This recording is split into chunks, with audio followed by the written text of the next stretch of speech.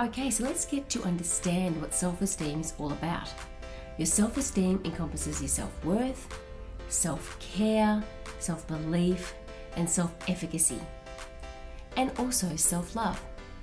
It's important to understand how each of these plays a role in your ability to function and to live out a healthy and happy life.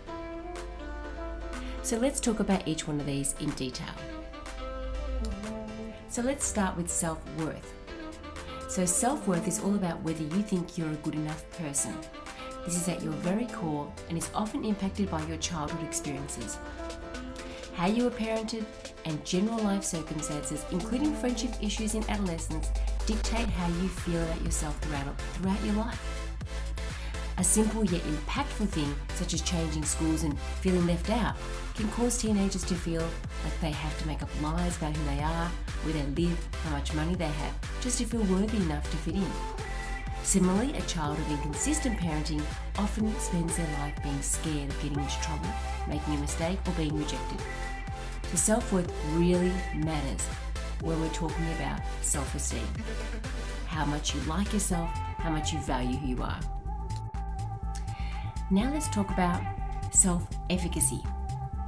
Your self-efficacy also plays an important role in your self-esteem. Self-efficacy relates to how well you think you can do a particular task.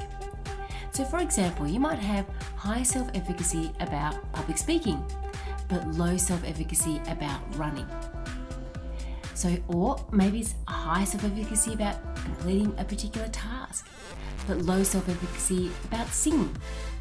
So self-esteem and self-efficacy are really highly related. And it's very important to understand this because often we can think, oh, I really don't like myself, or I'm really not very good at everything because I'm failing, or I'm thinking I'm failing at one particular thing. But it's important to understand that when you think about self-efficacy, you can focus on the things that you are really good at. And instead of looking at things that you're not as good at as failures, looking at them as ways to improve your life, things that you can do to feel better about your self-efficacy. So in order to protect self-esteem, it's important to focus on your strengths and to learn and grow from mistakes, rather than allowing them to cripple your confidence in the future. Now let's talk about self-belief. Self-belief is also very closely related to self-esteem. It's a little different to self-efficacy, which is about particular tasks. Self-belief is about how much you believe in yourself.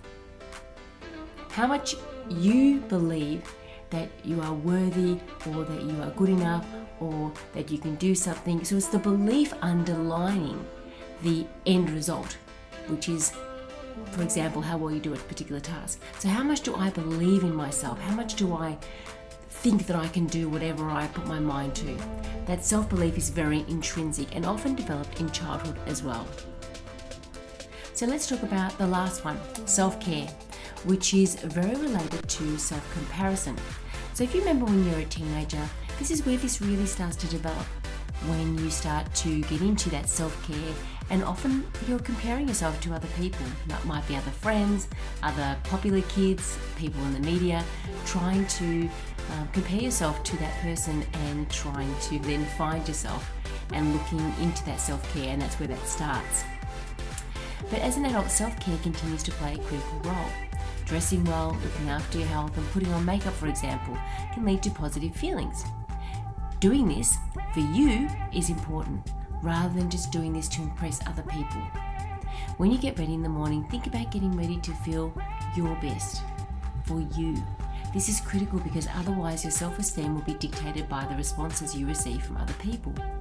If other people say you look good, you'll feel good about yourself.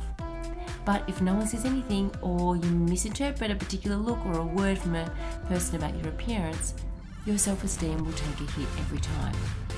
So it's really important to think about each one of these things related to self-esteem